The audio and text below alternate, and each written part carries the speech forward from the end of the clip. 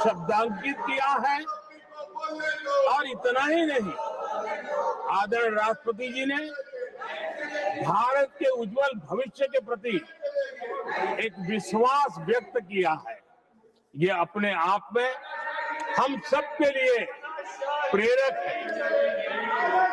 आदरणीय सभापति जी, 21वीं सदी का प्रथम क्वार्टर पूरा हो चुका है, लेकिन ये दूसरा क्वार्टर जैसे पिछली शताब्दी में भारत की आजादी के जंग में दूसरा क्वार्टर बहुत ही निर्णायक बना था। मैं साफ साफ देख रहा हूं कि विकसित भारत के निर्माण की दिशा में ये दूसरा क्वार्टर भी उतना ही सामर्थ्यवान होने वाला है, उतना ही तेज गति से आगे बढ़ने वाला है। और इसलिए आदरणीय सभापति जी, राष्ट्र का हर व्यक्ति ये महसूस कर रहा है कि एक अहम पड़ाव पर हम पहुंच चुके हैं। अब न हमें रुकना है, न हमें पीछे मुड़ करके देखना है। आगे ही आगे देखना है, चलना है और लक्ष्य को प्राप्त करके ही हमें सांस लेनी है। उस दिशा में हम आगे बढ़ रहे हैं। Nothing should go on without except to the Prime Minister's speech.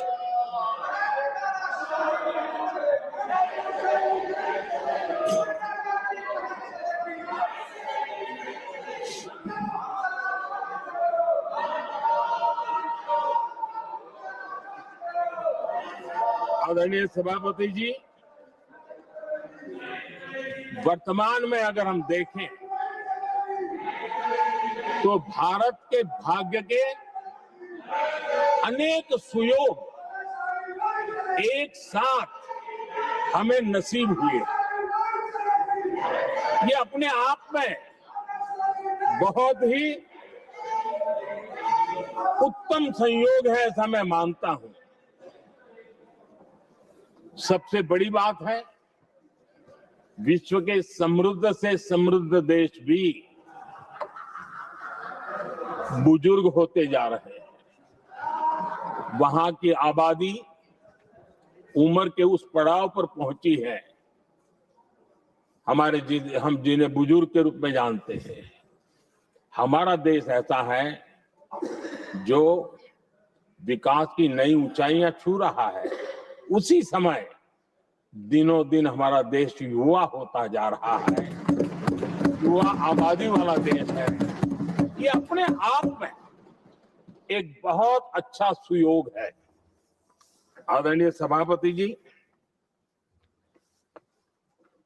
दूसरी तरफ मैं देख रहा हूं जिस प्रकार से विश्व का भारत के प्रति आकर्षण बढ़ा है, और उसमें भी विश्व भारत की टैलेंट का महात्म्य समझ रहा है। हमारे पास आज दुनिया का बहुत ही महत्वपूर्ण टैलेंट पूल है, युवा टैलेंट पूल है, जिसके पास सपने भी हैं, संकल्प भी है, सामर्थ्य भी है। और इसलिए दूसरा सुयोग है, शक्ति का आशीर्वाद हमारे साथ है। आदरणीय सभापति जी, भारत आज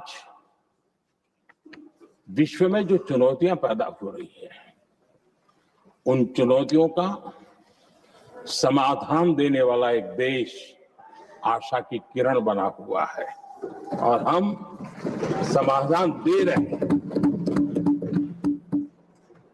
वैसा ही एक महत्वपूर्ण सुयोग है कि आज मेजर इकोनॉमी में भारत का ग्रोथ बहुत हाई है और हाई ग्रोथ और लो इन्फ्लेशन ये बहुत ही यूनिक संयोग है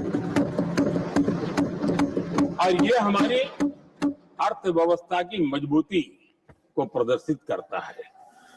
आदरणीय सभापति जी, हम जिस गति से आगे बढ़ रहे हैं, जब हमें देश की जनता ने सेवा करने का मौका दिया तब फ्रेजाइल 5 के रूप में ये देश जाना जाता था। जब हमें अवसर मिला तब देश आजाद हुआ तब हम दुनिया में 6 नंबर की इकोनॉमी थे, लेकिन इन लोगों ने ऐसा एक हाल करके रखा कि 11 पे पहुंचा दिया। आज हम 3 पर जाने की दिशा में तेज गति से